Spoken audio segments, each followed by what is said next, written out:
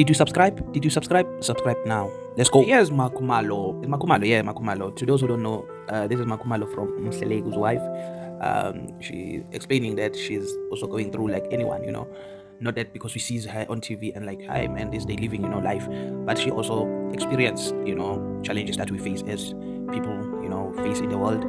So yeah, man, listen to what she's saying here, and hey man, don't forget to subscribe because I'm bringing these news while out on the street and I bring it here for you. So please don't forget to subscribe. Okay guys, we are Goisha because of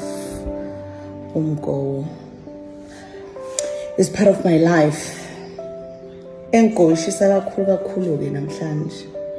Ukuthi umpilo akabuyi namhlanje emsebenzini.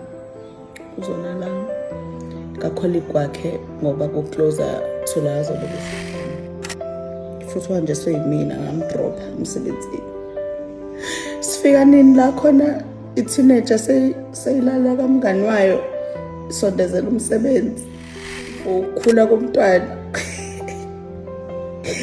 Ngeke Jesus ke ngicabanga ukuyomlanda mayiqeda ukusebenza because uthakafuni kungi-inconvenience khuluma isingisi but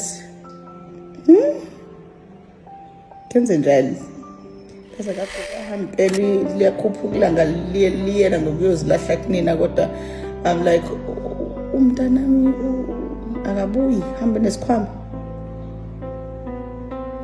Guys, kenze njani ngeke kaze kagowa Jesus